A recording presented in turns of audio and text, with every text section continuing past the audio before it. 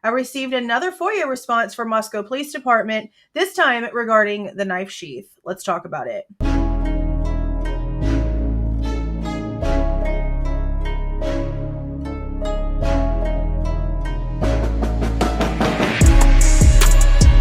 Hey guys, this is Julez with True Crime Reactions.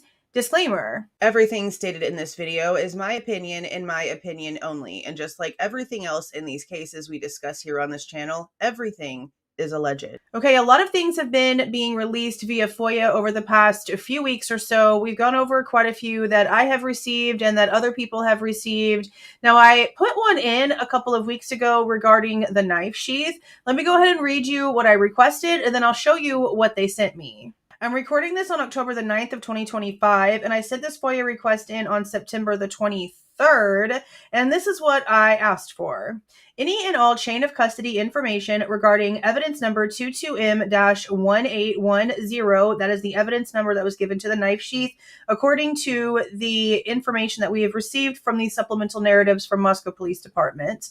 This was inventoried and tagged by MPD on 11/14/22 after being found at the 1122 King Road crime scene and transported by ISP officer Chad Willerford on 11/16/22 from MPD to ISP, Idaho State Police. I would like any correspondence, be it email, IM, or other, regarding the knife sheath in any way, but especially regarding anyone who came in contact with it from 11/13/22 at 11:56 a.m. to 11/16/22 at 8:36 a.m. when the ISP officer picked up the evidence bag and transported it to New Meadows. Any and all photos of this knife sheath and or bag it was held in, sign in and out sheets for evidence room during the time the sheath was in the custody of MPD. Anything else regarding the knife sheath would be appreciated as well. They responded.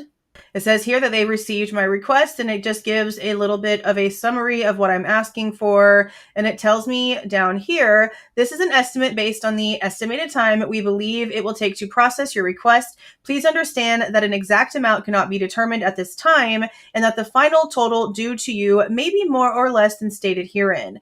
Based on the estimated 25 minutes to search for and retrieve the requested records, and 120 minutes for redacting, legal review, and the administrative staff time to complete the processing of this request, the city estimates that this request will cost you approximately $161.89 for 145 minutes of city staff time. In order to get the ball rolling, they need a deposit of half. So I'm going to go ahead and call them tomorrow and pay the $80-something to go ahead and get this started.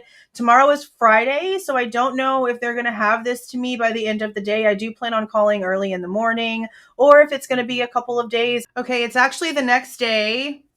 Same shirt. Yes, it's my uniform. I wore a little thing on my head so that my hair stays right. All right.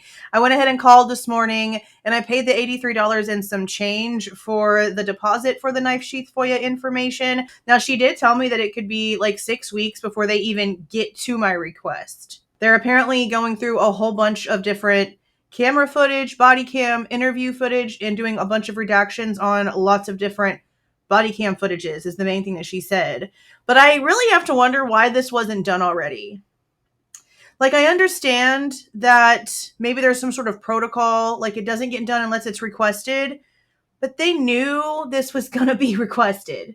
So they could have just done the work and then just charged the first person that asked for it, whatever the amount is, but it already be done so that there isn't all this waiting around and now all this backlog. That's just my opinion on that. But I'll keep you guys updated, and the second I get it, I'll get everything downloaded, put together, and we'll go live and go over it. So hopefully it shows some interesting information. Again, I would love to just see the placement of the knife sheath on the bed. They can redact Maddie and Kaylee as much as they possibly need to in order for us to not see them. But the placement of the sheath on the bed and the truth about who actually found it when it comes to it being either Brett Payne, the way that Dollinger has come out and the way that the reports try to make it seem, or if it was actually an ISP tech, the way that Blaker's report writes. But regardless, we don't really know anything about the truth when it comes to the knife sheath. There's been a lot of secrecy around this.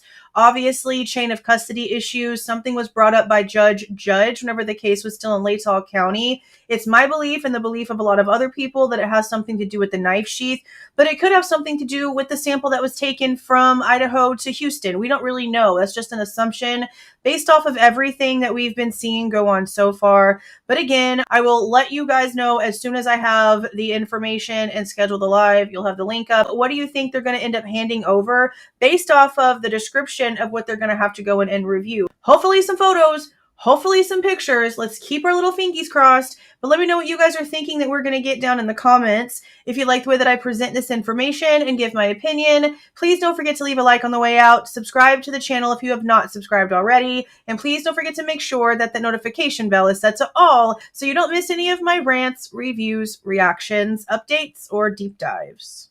See y'all.